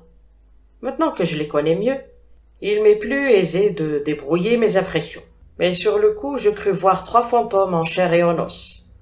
Le personnage dominant, parce qu'il était le plus grand dans les 3 dimensions, et qu'il était assis en face de moi, au centre de la table, était grand et gros, entièrement vêtu de noir, avec un visage rubicond, à la limite de l'apoplexie, sous un front soucieux, couronné par un crâne à peu près dégarni. Je le regardai plus attentivement, sans pouvoir déterminer avec précision ce qui lui donnait cet air antique, à part la coupe ancienne de son col blanc d'ecclésiastique et les rides qui barraient son front. J'eus encore plus de mal à trouver la cause de cette impression en ce qui concernait l'homme assis au bout de la table à droite, et qui avait, à vrai dire, une mine on ne peut plus banale, avec un nez rond comme un bouchon, dans une tête ronde et brune. Il portait aussi une soutane de prêtre, noire et d'une coupe plus stricte. Je ne compris qu'en voyant son grand chapeau, à bord roulé sur la table à côté de lui, pourquoi il m'avait donné cette impression surannée. C'était un prêtre catholique romain. Peut-être cette impression était-elle surtout due au 3e personnage, assis à l'autre bout de la table, quoique sa présence physique fût moins imposante et sa tenue plus soignée. Ses membres squelettiques étaient boudinés comme des saucisses dans des manches et un pantalon gris très serré. Et il avait un long visage jaunâtre, chevalin, qui semblait d'autant plus lugubre que son menton était emprisonné dans un faux col et une cravate à l'ancienne mode. Ses cheveux, qui auraient dû être brun foncé, étaient d'une curieuse teinte roussâtre, terne, qui, par contraste avec sa face jaune, semblait plutôt pourpre que rouge. Cette couleur inhabituelle, quoique discrète, se remarquait d'autant plus que la chevelure était particulièrement épaisse, frisée et assez longue. Mais à la réflexion, je pense que ce qui m'avait d'abord paru faire vieux venait plus simplement des verres à vin, hauts de forme antique, d'un ou 2 citrons et de 2 pipes de marguillier, et aussi peut-être du fait que ma mission m'emmenait en quête d'histoire du bon vieux temps. Étant un reporter aguerri, et selon toute apparence dans une auberge, je n'eus pas beaucoup à forcer mon audace pour m'asseoir à la table et commander du cidre. Le grand gaillard en noir paraissait d'une grande culture, particulièrement dans le domaine des antiquités locales. Le petit bonhomme en noir, bien que beaucoup moins disert, me surprit par une érudition encore plus vaste. Aussi nous entendîmes-nous assez bien. Quant au troisième personnage, celui en pantalon serré, il me parut plutôt distant et hautain, jusqu'au moment où la conversation tomba sur le duc d'Exmoor et ses ancêtres. Le sujet, qui me sembla embarrasser les deux autres, délia la langue du troisième homme, s'exprimant avec la retenue et l'accent d'un homme du monde, très raffiné, tirant de temps en temps une bouffée de sa longue pipe de marguillier. Il me raconta des histoires qui compteront parmi les plus horribles qu'il m'aura jamais été donné d'entendre. Comment l'un des premiers Aer avait pendu son propre père, comment un autre avait fouetté sa femme attachée à l'arrière d'une charrette, comment un troisième avait mis le feu à une église où il y avait rassemblé des enfants, et ainsi de suite. Quelques-unes de ces histoires sont impubliables, comme celle des nonnes rouges, l'atroce affaire du chien tacheté, ou ce qui s'est passé dans la carrière. Il fallait entendre cette rouge litanie d'horreur sortir de ses lèvres fines et douces, qui articulaient avec une sorte d'affectation, tout en plongeant de temps à autre dans son long verre à vin. Je voyais bien que le grand bonhomme assis en face de moi essayait plus ou moins de l'arrêter. Mais il portait manifestement un grand respect au vieux gentleman et se gardait de le brusquer. Le petit prêtre, assis à l'autre bout, fixait la table sans lever les yeux, quoiqu'il n'eût pas l'air embarrassé. Il semblait écouter ce récital en proie à une grande souffrance, ce qui n'avait rien d'étonnant. « Vous n'avez pas l'air, dis-je au conteur, de compter la lignée des Exmoor dans votre cœur. » Il me regarda longuement, ses lèvres conservant leur pli maniéré, mais pincées et pâles. Puis il cassa délibérément sa longue pipe et son verre sur la table et se leva. Image du parfait gentleman doté du tempérament volcanique d'un démon. Ces messieurs vous diront, si j'ai lieu de l'aimer, la malédiction des Aer pèse sur ce pays depuis les temps les plus anciens, et bien des gens en ont souffert. Mais ils savent que personne n'en a souffert plus que moi. Sur ces mots, il écrasa un éclat de verre sous son talon et disparut dans le crépuscule vert sous les pommiers. Voilà un extraordinaire vieux gentleman, dis-je aux autres. Vous savez ce qui lui a fait la famille Exmoor? Et d'abord, qui est-ce? Le grand gaillard en noir me fixa de l'air farouche d'un taureau déconcerté. Il sembla d'abord ne pas comprendre. Enfin, il dit. Vous ne savez pas qui c'est? Je réaffirmai mon ignorance, et le silence se fit de nouveau. Puis le petit curé répondit sans cesser de regarder la table. C'est le duc d'Exmoor. Et avant que j'eus eu le temps de reprendre mes esprits, il ajouta tranquillement, comme pour régulariser la situation. Voici mon ami le docteur Mole, le bibliothécaire du duc. Je m'appelle Brown. Mais, bégayai-je, si c'est le duc, pourquoi voue-t-il ainsi ses ancêtres aux gémonies? Il est apparemment persuadé, répondit le père Brown, qu'ils lui ont transmis une malédiction. Puis il ajouta cette phrase saugrenue. C'est pour ça qu'il porte une perruque. J'ai mis quelques minutes à comprendre ce qu'il voulait dire. Vous ne pensez pas à la légende de l'oreille monstrueuse, avançai-je. J'en ai entendu parler, bien sûr, mais il doit s'agir d'une histoire de bonne femme, partie de quelque chose de beaucoup plus simple. J'ai pensé que c'était une version ébourifiante d'une de ces histoires de mutilation. On avait coutume, au XVIe siècle, de couper les oreilles aux criminels. Je ne pense pas que ce soit cela, répondit pensivement le petit homme. Mais vous savez qu'il est parfaitement possible, du point de vue scientifique, qu'une difformité, telle qu'une oreille plus grande que l'autre, réapparaisse fréquemment dans une famille. Le bibliothécaire avait enfoui son grand front dégarni entre ses deux grosses mains rouges, comme s'il se demandait intensément où était son devoir. Non, gémit-il, vous êtes injuste avec lui, en fin de compte. Comprenons-nous bien, je n'ai aucune raison de le défendre, ni même de me montrer loyal envers lui. Il m'a tyrannisé comme il tyrannise tout le monde. Il ne faut pas croire, en le voyant assis simplement ici, que ce n'est pas un grand seigneur, dans le pire sens du terme. Il fera parcourir un mille à un homme pour appuyer sur un bouton de sonnette qui se trouve à 1 yard de lui. Il en fera venir un autre, d'encore plus loin, pour lui apporter une boîte d'allumettes qui se trouve à 3 yards. Il lui faut un valet pour porter sa canne, un domestique pour tenir ses jumelles à l'opéra. Mais pas pour brosser ses habits, coupa le prêtre sur un ton étonnamment sec, parce qu'il voudrait également brosser sa perruque. Semblant oublier ma présence, le bibliothécaire se tourna vers lui. Il paraissait très troublé, et, je pense, un peu échauffé par le vin. « J'ignore comment vous le savez, père Brown, dit-il, mais il se trouve que c'est vrai. Il se fait servir partout, sauf pour s'habiller. Cela, il le fait dans une solitude complète. Tout le monde est chassé de la maison. Personne n'est seulement autorisé à rester près de la porte de son cabinet de toilette. Il m'a tout l'air d'un vieil original, fis-je remarquer. Non, répondit laconiquement le docteur Moll. C'est ce que je voulais dire par vous êtes injuste envers lui, en fin de compte. Messieurs, le duc souffre bel et bien, et douloureusement, de la malédiction dont il vient de nous entretenir. Il cache bel et bien avec honte et terreur, sous cette perruque pourpre, une chose qu'il croit capable de foudroyer quiconque la verrait. Je sais que c'est vrai, et je sais qu'il ne s'agit ni d'une difformité, comme une mutilation, ni d'une dissemblance héréditaire entre les deux oreilles, mais de quelque chose de plus effroyable, parce qu'un homme m'en a parlé. Il a assisté à une scène qu'il n'a pu inventer, où un homme plus fort que nous a cherché à forcer le secret, et s'est enfui, épouvanté. Je m'apprêtais à répondre, mais Moll poursuivit, comme si je n'existais pas, ses mains formant devant sa bouche une caverne d'où sortaient ses paroles. Je parle sans réticence, mon père, parce que mes paroles plaident plutôt en faveur du pauvre duc qu'elles ne le trahissent. Saviez-vous qu'il avait bien failli à une certaine époque perdre toutes ses possessions? Comme le prêtre secouait la tête, le bibliothécaire se mit à raconter l'histoire telle qu'il la tenait de son prédécesseur et ancien maître, en qui il semblait avoir toute confiance. Au départ, c'était l'histoire assez banale du déclin d'une grande famille, qui se confondait avec celle de l'avoué de la famille. Cet avoué avait néanmoins le bon sens de tricher honnêtement, si vous me passez l'oxymore. Au lieu de détourner les fonds qui lui étaient confiés, il profitait de l'inconséquence du duc pour plonger la famille dans un gouffre financier d'où il était seul à pouvoir la sortir.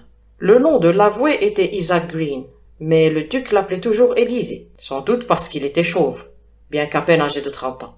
Il avait connu une ascension rapide, malgré des débuts peu reluisants. Il avait commencé comme mouchard ou indicateur, avant de devenir prêteur sur gage. Ensuite, en sa qualité de l'avoué des Ayres, il avait eu la finesse, comme je vous le disais, de se tenir à carreau jusqu'au moment où il s'était senti prêt à porter le coup final, lequel fut asséné lors d'un dîner. Le vieux bibliothécaire disait qu'il n'oublierait jamais l'aspect qu'avaient les abat-jours et les carafes au moment où l'humble avoué avait, avec un sourire égal, proposé au puissant lord de partager la propriété entre eux. La suite était tout aussi inoubliable. Pour toute réponse, le duc avait fracassé une carafe sur la tête chauve de l'autre, aussi soudainement que je l'ai vu briser le verre aujourd'hui. L'avoué se retrouva avec une plaie triangulaire sur le crâne et son regard s'en trouva changé, mais pas son sourire. Il se leva en chancelant et sortit sa carte maîtresse. « Je suis ravi, car maintenant tous vos biens seront à moi, la loi me les donnera. » Il paraît qu'Exmoor devint d'une pâleur de cendre, mais ses yeux jetaient des flammes. « La loi vous les donnera, dit-il, mais vous ne les prendrez pas. Et pourquoi pas? Eh bien, parce que ce serait la fin de tout pour moi, pardi. Et si vous les preniez, j'enlèverais ma perruque. Oui, pauvre fou déplumé. Tout le monde peut voir votre crâne à nu, mais aucun ne peut voir le mien et survivre. Enfin, vous pourrez en penser et en dire ce que bon vous semblera. Moll jure que l'avoué, après avoir brandi le poing pendant un moment, a pris la fuite et n'a plus jamais reparu dans le pays. Et depuis, on redoute en Exmoor le sorcier plus que le propriétaire et le magistrat.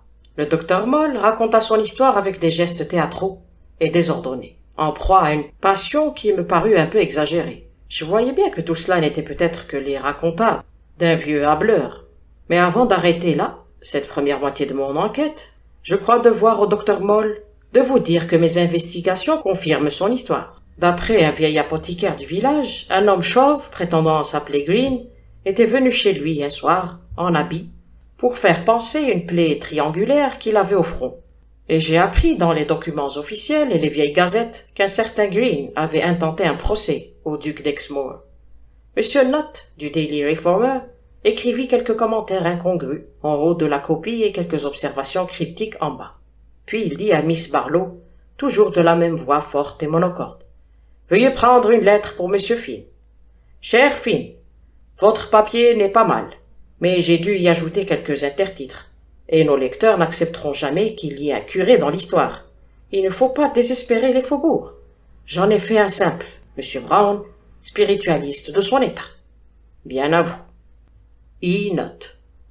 1 ou 2 jours plus tard, le dynamique et sagace directeur lisait, ses yeux bleus menaçant de lui sortir de la tête, la seconde partie de l'enquête de M. Finn sur les mystères de l'aristocratie. L'article débutait ainsi. J'ai fait une découverte ahurissante.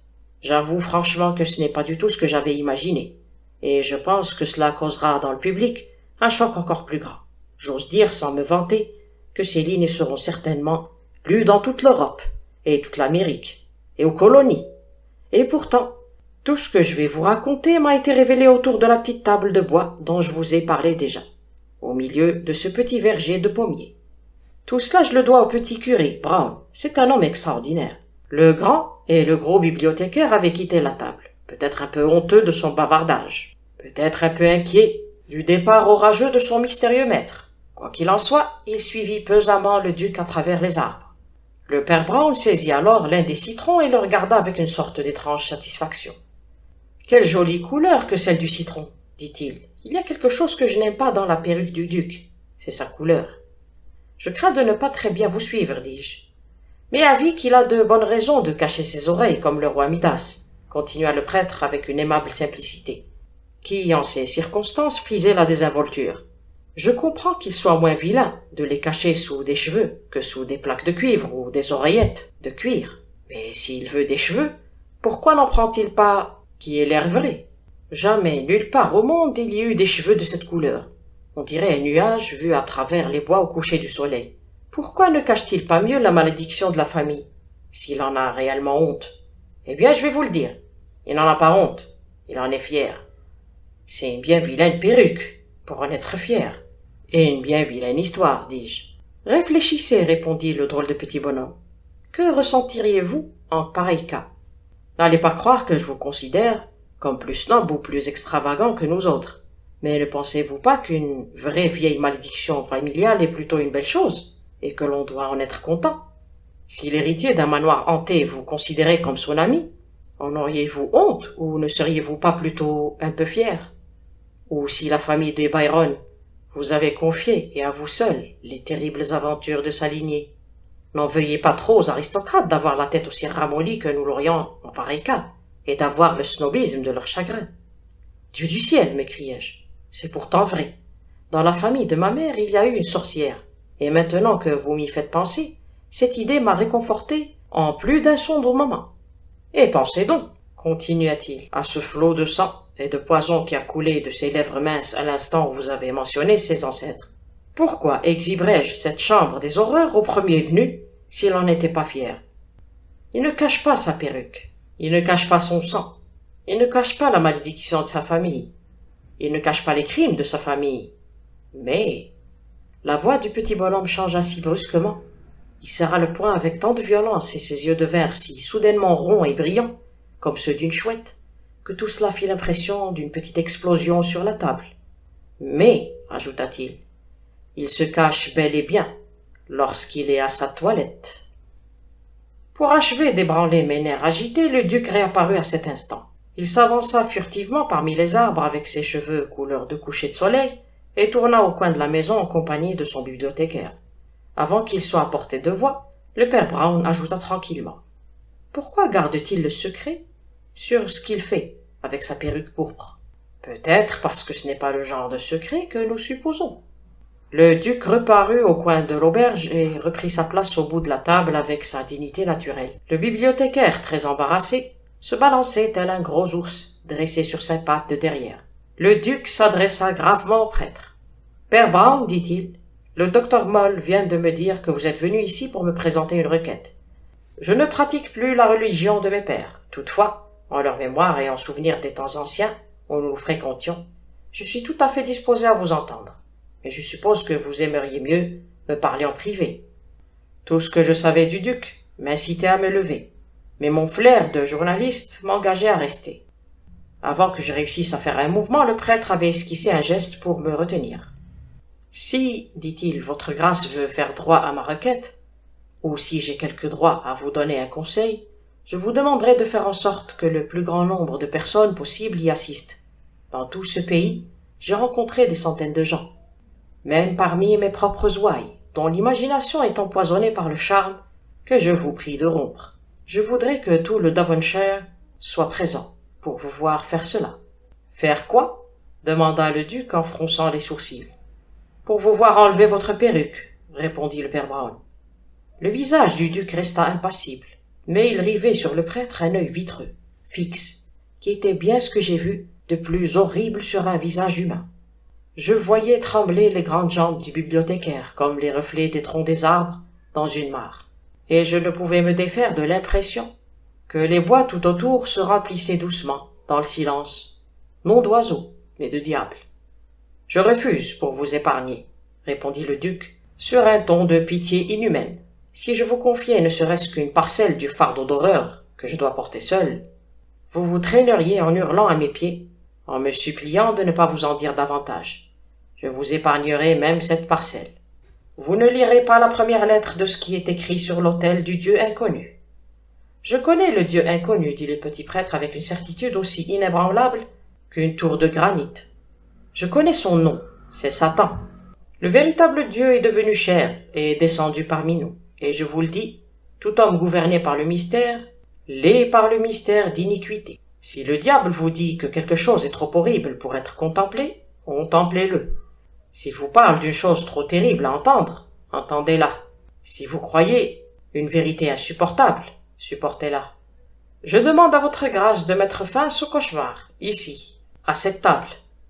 Si je le faisais, dit le duc tout bas, vous, votre foi, et tout ce par et pour quoi vous vivez, se ratatineraient et périraient.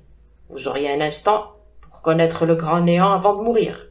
La croix du Christ se dresse entre le mal et moi, dit le père Brown. Enlevez votre perruque. Je me penchai sur la table, en proie à une agitation indescriptible.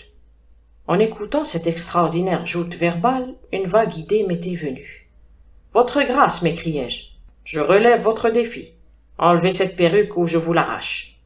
Je suppose qu'on pourrait me poursuivre pour voie de fait, mais je suis très content d'avoir fait ce que j'ai fait. » Lorsqu'il dit de sa voix de pierre « Je refuse », je me jetai purement et simplement sur lui. Pendant quelques longues minutes, il résista comme s'il avait l'aide de tous les diables de l'enfer, mais je réussis à lui faire pencher la tête en arrière, jusqu'à ce que sa perruque tombe. J'avoue que, tout en luttant, je fermai les yeux lorsqu'elle glissa de son crâne. Je revins à moi en entendant Moll pousser un cri. Il s'était précipité sur le duc. Sa tête et la mienne étaient penchées sur la tête chauve du duc, que la perruque ne recouvrait plus. Puis le silence fut rompu par le bibliothécaire qui s'exclama. « Qu'est-ce que ça veut dire? Cet homme n'a rien à cacher. Ses oreilles sont pareilles à toutes les oreilles. »« Eh oui, dit le père Brown, c'est bien ce qu'il avait à cacher. » Il s'avança vers le duc, mais curieusement, il n'accorda même pas un regard à ses oreilles. C'est son front chauve qu'il fixait avec un sérieux comique. Il montra du doigt une cicatrice triangulaire assez ancienne, mais encore bien nette. « Monsieur Green, je pense, » dit-il poliment. Il était donc entré en possession de tous les biens du duc, me semble-t-il. Permettez-moi maintenant de dire au lecteur du Daily Reformer ce qui me paraît le plus remarquable dans toute cette affaire. Cette scène de transformation qui leur sembla aussi ébourifiante qu'un conte de fées persan fut, sans mon attaque, strictement légale et constitutionnelle du début à la fin. Cet homme à la curieuse cicatrice et aux oreilles ordinaires n'est pas un imposteur, quoique en un sens. Il porte la perruque d'un autre homme et prétend avoir les oreilles de cet autre homme. Il est authentiquement le seul et unique duc d'Exmoor. Voilà ce qui s'est passé. L'ancien duc avait bien une légère déformité de l'oreille, qui était effectivement plus ou moins héréditaire. Il en était réellement mortifié, et il est tout à fait possible qu'il ait dit considérer cela comme une sorte de malédiction, lors de la scène violente, qui a bel et bien eu lieu, au cours de laquelle il a fracassé la carafe sur la tête de Green. Mais l'affaire s'était terminée tout différemment. Green avait intenté son procès et obtenu la propriété. L'aristocrate dépossédé s'était brûlé la cervelle. Et il n'avait pas d'héritier. Après un délai décent, ce brave gouvernement anglais avait rétabli la pairie éteinte d'Exmoor et l'avait décerné, comme le veut la coutume, au principal ayant droit, le propriétaire du domaine. Cet homme a mis à profit les vieilles fables féodales, qu'il devait envier et admirer de toute son âme de snob. Et voilà comment des milliers de pauvres Anglais tremblaient devant un chef mystérieux, frappé d'une antique malédiction, et portant une sorte de diadème de mauvaises étoiles, qui était en réalité un enfant du ruisseau devenu, voici 12 ans à peine, un procédurier et un avoué marron. Je voilà un exemple du véritable reproche à faire à notre aristocratie, telle qu'elle est et telle qu'elle sera, jusqu'à ce que Dieu nous envoie des hommes meilleurs. Monsieur Nutt reposa le manuscrit et appela Miss Barlow avec une irritation inaccoutumée. « Miss Barlow, veuillez prendre une lettre pour Monsieur Finn. » Chère Finn, êtes-vous tombée sur la tête? Nous ne pouvons pas publier une histoire pareille. Je voulais des vampires, des histoires des temps anciens et d'aristocrates flirtant avec la superstition. C'est ce qui me plaît. Et vous devez bien comprendre que les Exmoor ne me pardonneraient jamais un coup pareil. Et nos lecteurs, qu'en diraient-ils? Et Sir Simon, qui est un des plus grands amis des Exmoor, ce serait la perdition de ce cousin des Eyre qui nous représente à Bradford. En outre, le vieux prêtre Savon était assez chagriné l'an dernier de ne pas obtenir la pairie. Il me tuera si je réduis à néant ses chances d'être un jour anobli en imprimant une ânerie pareille. Et du fait, qu'en faites-vous? Il nous a écrit des articles épatants sur le talon du Normand. Comment peut-il écrire sur les Normands si cet homme n'est qu'un avoué? Soyez un peu raisonnable. Votre I-Note. Pendant que Miss Barlow tapait allègrement, il froissa la copie et la jeta au panier, non sans avoir machinalement, par la force de l'habitude, remplacé au crayon bleu le mot Dieu par Providence.